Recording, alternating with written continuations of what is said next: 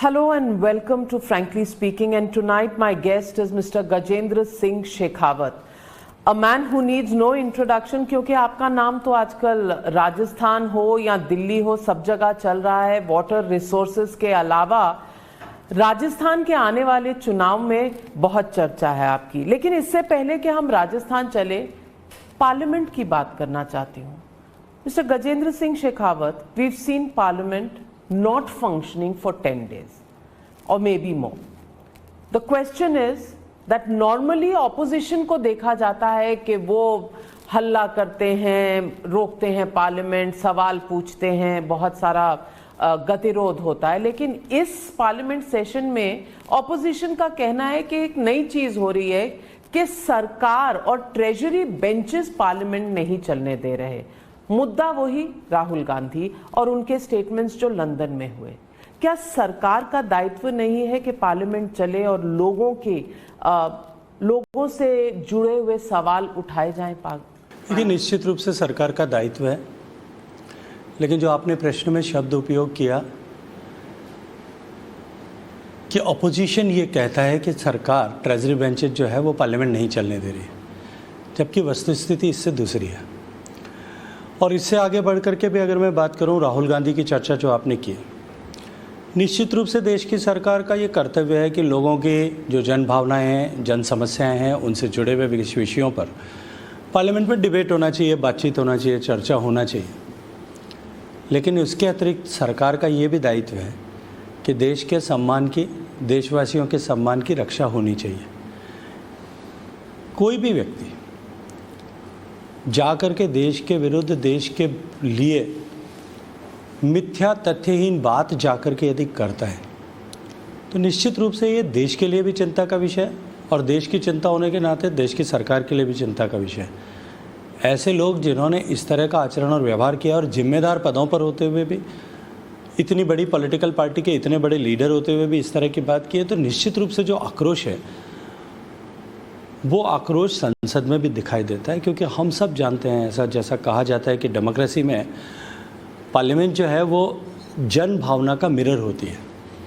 तो जो कुछ वहाँ हो रहा है वो जन भावना प्रदर्शित की जा रही है, और उस जन प्रदर्शन हो रहा है और जन भावना के प्रदर्शन से कांग्रेस भाग रही है। आए वहाँ आकर के अगर माफ़ी मांगे, अगर हुआ है, उन्होंने किया है, अन्यथा अपनी बात को जस्टिफाई करने की कोशिश करें। दो में से एक विषय तो करना पड़ेगा।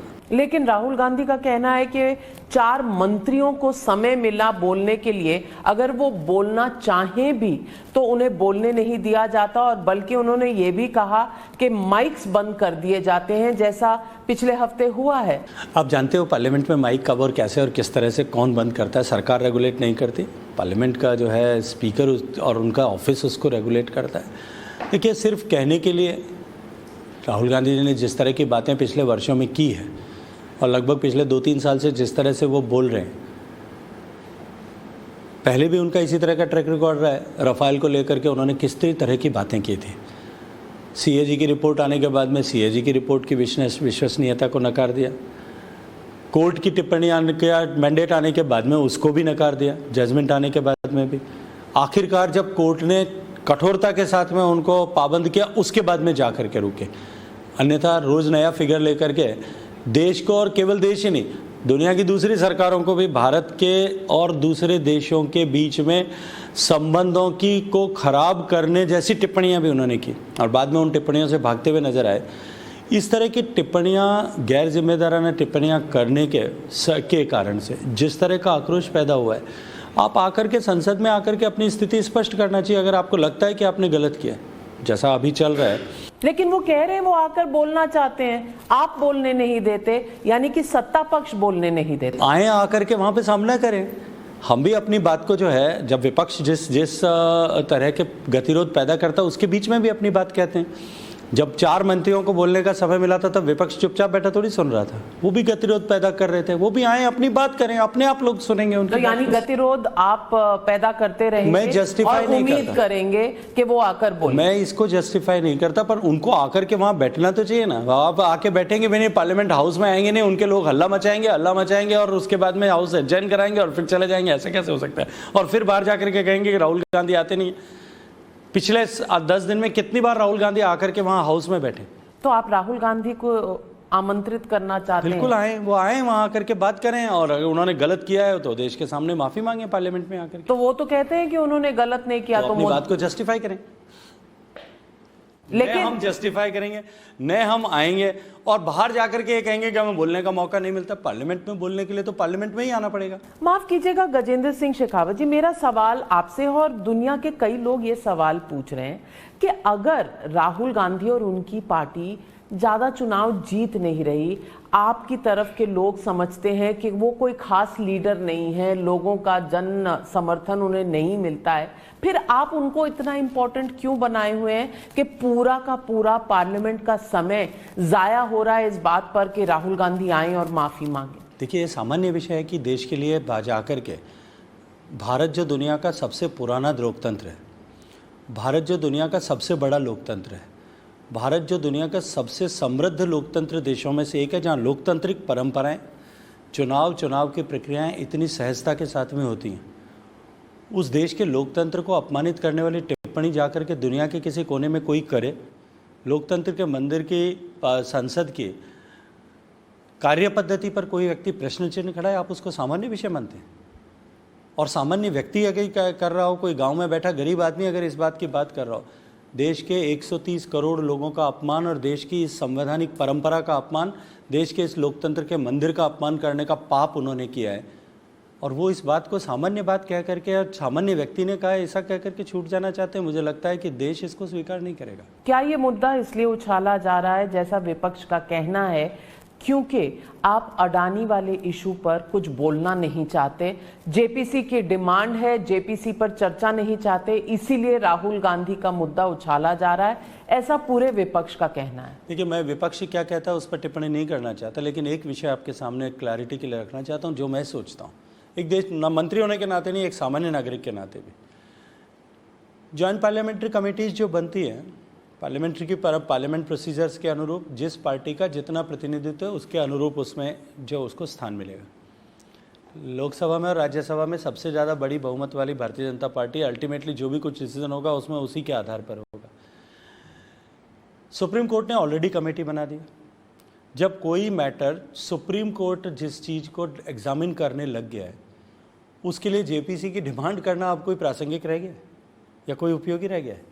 मुझे लगता है कि नॉन इशू को इशू बना करके, और ये कोई नया विषय नहीं है, नॉन इशू को इशू बनाना, उसके ऊपर जो है अपनी तरफ से गतिरोध पैदा करना, चाहे संसद में चाहे सरकार के काम में, कीचड़ उछालना और फिर उससे दूर हट जाना, दूर भाग जाना, ये अब जो है आदत सी बन गई है। लेकिन मुद्दा ये भी तो है कि आप संडे के दिन पुलिस भेज देते हैं राहुल गांधी के घर में, ईडी, सीबीआई, तमाम एजेंसीज, विपक्ष का कहना है कि सिर्फ ऑपोजिशन लीडर्स के घरों में जाती है, उनके पार्टीज के लोगों के पास जाती है, कभी भी किसी भी सत्ता पक्ष आदमी से कोई सवाल नहीं पूछा जाता। देखिए, पुलिस संडे को जाती है, लेकिन उससे पहले पुलिस कितनी बार नोटिस देती है?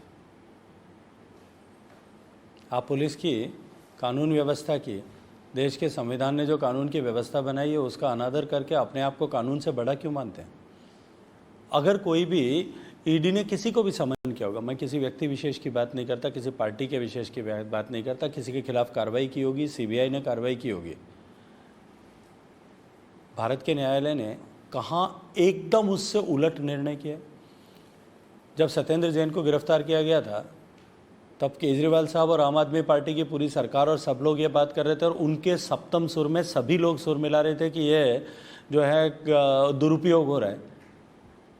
15 दिन बाद में जब न्यायालय से जिस तरह के जो है फैसले आने लगे, उसके बाद में अब न तो आम आदमी पार्टी उनको अपना मान रही है, बातचीत कर रही है, न कोई और बात कर रहा है उसके बारे में। देश के कानून व्यवस्था ने, देश के न्यायपालिका ने जो कुछ कार्रवाई हुई है उसको 100% उल्टा करते हुए कंट्रेरी टिप्पणियां की हुई है। 100 में से एक आध केस में शायद कहीं हुआ होगा कि जिस तरह की सूचना हो किसी भी एजेंसी के पास, मैं किसी एजेंसी को डिफेंड नहीं करता, सूचना रही हो और शायद वो सूचना गलत निकली हो, लेकिन 99 केसेस में अगर ठीक हो रहा है तो उसको आप ठीक मानेंगे कि नहीं?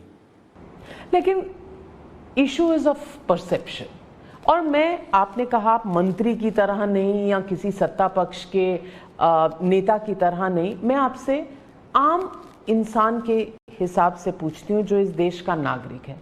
परसेप्शन ये है कि कहीं ना कहीं डराने धमकाने का काम हो रहा है सत्ता पक्ष द्वारा। ये परसेप्शन लोगों के मन में है, अरे बीजेपी ने ये डराने के लिए किया है, संडे को पुलिस भेजी या ईडी सवाल पूछती है, ये तमाम चीजें जो होती हैं ये सिर्फ डराने धमकाने। नाविका जी, ये परसेप्शन जो है ना, अगर है भी तो इस तरह का झूठा परसेप्शन बनाने के लिए जितना ऑपोजिशन के लोग जिम्मेदार हैं, हमारे मीडिया के साथी भी उतने ही जिम्मेदार हैं।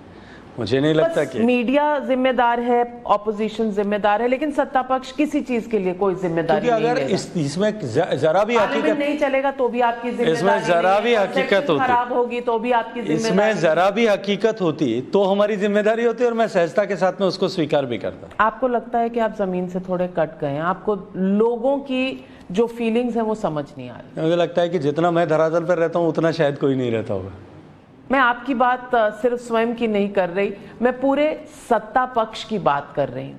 देखिए, कम से कम भारतीय जनता पार्टी के लिए इस तरह की टिप्पणी करना जो है वो हकीकत से बहुत परे होगा, क्योंकि भारतीय जनता पार्टी ऐसी पॉलिटिकल पार्टी है जिसमें ज़मीन पर बैठे हुए कार्यकर्ता के बीच में और ऊपर के टॉप लीडरशिप के बीच में संवाद का जो तंतु है वो बहुत सहजता के साथ में काम करता है। और इस तरह का फीडबैक जो है, ग्राउंड का फीडबैक, ग्राउंड रियलिटीज़ का फीडबैक, वो बहुत सहजता के साथ में बोथ वे ट्रांसमिट होता है।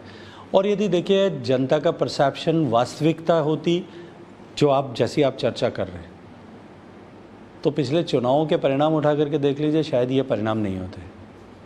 तो यानी इसी तरह का परसेप्शन, सब तय करते इसी तरह का लोकतंत्र में तो मुझे लगता है सबसे बड़ा पैमाना तो वही है। इसी तरह का परसेप्शन की बातें हैं। आप ही के साथियों ने बैठ करके 2018 और 19 के चुनाव से पहले रफाल को लेकर के और दूसरे विषयों को लेकर के बहुत सारी की थी। पर देश की जनता क्या सोचती है, वो देश की जनता मोदी जी के प्रति उनका कितना विश्वास है, कितना स्नेह है, कितना मोदी जी के प्रति के लिए उनके मन में आशीर्वाद है, और उनका ये भाव कि देश मोदी जी के हाथों में ही सुरक्षित है, इस पर एक बार फिर उन्होंने मोहर लगाई थी और नया इतिहास बनाते हुए लगाई थी। गजेंद्र शेखावत जी, एक सवाल आपसे पूछना चाहती हूँ। आपकी पार्टी ने और कुछ मेंबर्स ऑफ पार्लियामेंट है जिन्होंने एक प्रिविलेजेस कमेटी में एक मोशन मूव किया है राहुल गांधी के खिलाफ, यानी कि उनकी सस्पेंशन की मांग की है।